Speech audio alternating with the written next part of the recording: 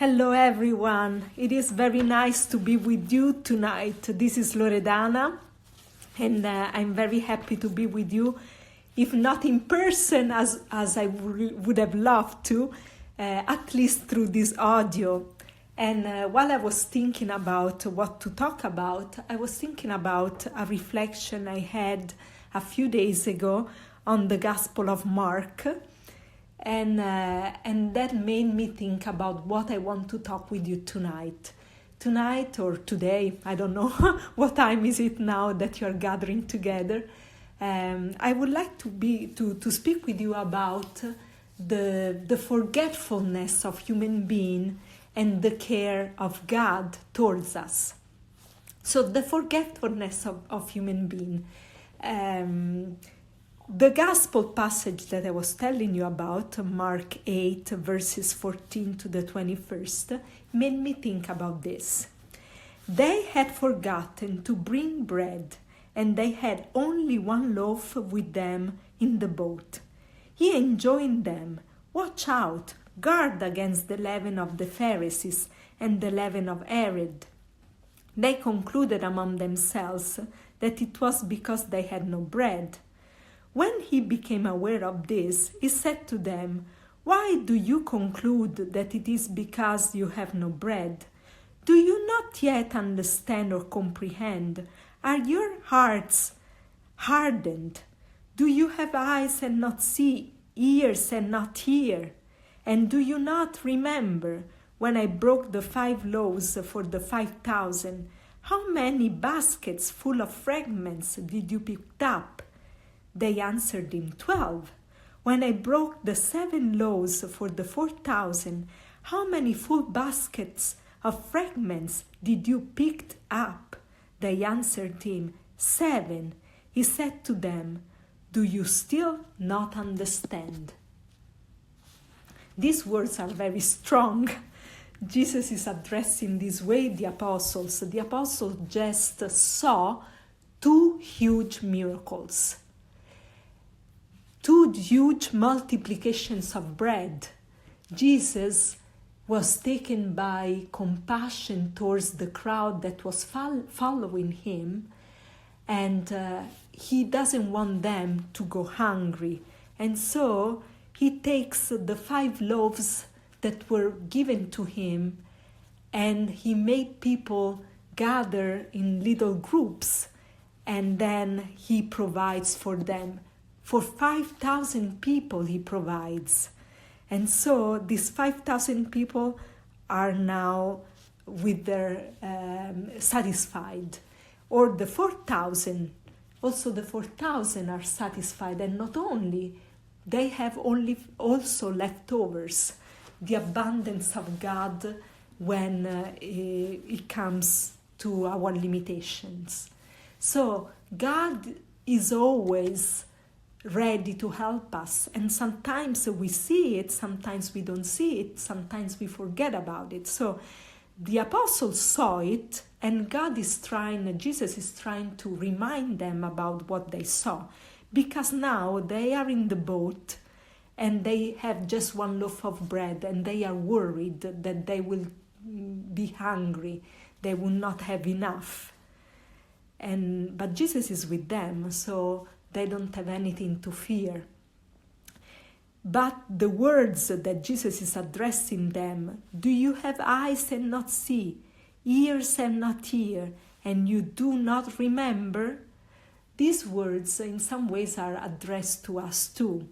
I don't know about you, but I know about myself that many times I see that God is providing for me, but the moment after I already forgot about his love for me. So it would be a very good exercise to recall to mind often, not just once or twice, in a week, but very often during the day, during our week, how God is providing for me, how he already provided for me, because that will help us to be every day more thankful and so happier and less worried about the future. And this this meditation made me think about many incidences in my own life.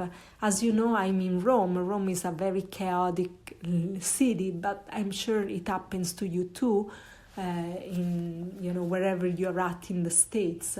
Maybe you are driving and someone is cutting the street in front of you, and you are able to avoid a car accident, for example. And that is something that happens, and we could think, but I'm a very good driver. This is not my case. Raffaella knows about it. Someone that is very good at driving can say, okay, it's me, or it was just a coincidence. But there are also other ways of looking at things with the eyes of faith, and then you really see that God is with you and is helping you, and is helping also the other car, no question about it. Sometimes God permits even a car accident for other reasons, of course, always for our good. But sometimes He is also preventing us from the worst. Or there are other moments in which, I don't know, but you may have a problem, a financial problem, and God provides the money you need. Someone has to give you payback, has to pay back for whatever reason, and that money comes whenever you really need it. We Apostles of the Interior Life experience that very often in many ways. Today I was able to exercise by going swimming, and I really like to swim, but it's very expensive. And just lately, a community of brothers, the Christian brothers, gave us the opportunity to go for free. And so today I really enjoyed myself going swimming. And of course it's the brothers, but is of course God's providence that is using the brothers to really come, in our aid, even in the smallest details that are not even very, very necessary, absolutely, but they are something that we can enjoy, and they are good for our health. This is just one example, but I can give you tons of examples, and I'm sure you have the same experience in your own life, and it's good to recall these things and not take them for granted, as we were saying. Another way of God providing for us is, for example, when we meet someone that is going to be important for us. Meetings are very crucial sometimes. Sometimes they change even the course of our lives. Think about people that you met, that then now you are married to, You met them, and that is not by chance, it's not by accident, but there is a reason why you met that person and exactly that person. But other meetings, sometimes we see the importance of the meetings only later on, or sometimes we see a person, we meet a person, and we will never meet that person again, and still what we learned thanks to the meeting with that person stays with us. As you know, we are missionaries, so I changed places several times, places in which I lived. And so it's very hard sometimes to say goodbye, and you know that you will not see some people anymore in your life. And so I call to mind often a movie that is very beautiful movie, is a very beautiful movie, and is very romantic movie too, and it's called Roman Holiday. By the way, I really like it also because you see the city of Rome, and it's very, very nice. But what I like about this movie, and I'm going to spoil it, but I'm sure many of you already saw it, is the fact that the protagonists are going to change their attitude towards life because they meet one another. For example, there is Audrey Hepburn, that is the Princess Anne, that wants to escape her royal duties, and she wants to have an adventure in the city of Rome, at least for a day. So she escapes. And she's sick and tired of being always involved with duties due to her rank. And then there is a journalist, Joe, that would like to make money and to do very interesting stories, to be able to write about these stories. And so he runs accidentally into this princess, and he pretends that he doesn't know the identity of the princess so that he can learn from her a lot of things. And by learning these things firsthand, he could make a lot of money writing about the stories he had with her. And there is even a photographer that is going to be involved so that Joe can have also photographs. And even the photographer could publicize the pictures he has to make a lot of money. But at the end, and that is what I'm going to spoil, at the end, they go back to their own duties in a very different way, with a very different attitude. The princess goes back to her royal duty, and she is very calm and very gentle towards the people that she's meeting. And Gregory Peck, Joe, renounced to make money. He doesn't need that.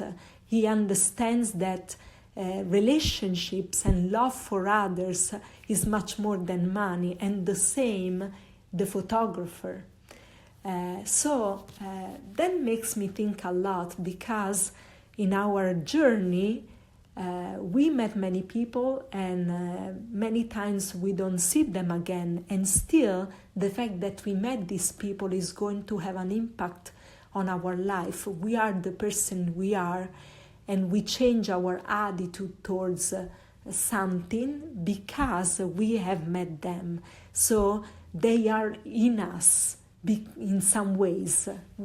All of these teachings, all of this understanding regarding life are changing us forever, thanks to these meetings. So God provides these meetings to help us along the way. But how God provides for us? What is logic? The logic of God is very different from the human logic. It's an illogical logic of God. He chose to express himself through the weakness. And I would like to invite you in this reflection also to think about your limits and your weaknesses, because they are not an obstacle, but they are the means that God uses to express his power and his care. So I would like to invite you also to read about the first letter of the Corinthians, or the second letter of the Corinthians, in which we see our powerlessness, our weakness. Like the apostles, they have just one loaf of bread, but because of that lack of abundance, God can show his care for them. Because the crowd was gathering around Jesus, they didn't have enough, God can provide for them. So God is going to provide for us using a very different logic. That is the logic of the cross. So Jesus became man, so frail like a baby, and this weakness accompanied him to the last day of his life on earth, that is the cross. So the cross teaches humility, and in a community is very important the limitation, because sometimes we can rely on ourselves and think that we are the best in the world, and the logic of human being wants competition and laceration, because we want to be the first, we want to be the best. Instead, humility and recognize our limits and our needs for others, that it helps us to be one, to be like Christ wants us to be, a community of people that gathers around him. He is the one. He is making us one, and so I would like to invite you also to think about this. And the third thing that I would like to share with you, that could be very useful for your meditation, would be to pray with the Psalm 139. Lord, you have probed me, you know when I sit and stand, you understand my thoughts from afar. Everything is present in God's care. So He cares for us in details. Everything He knows everything about us.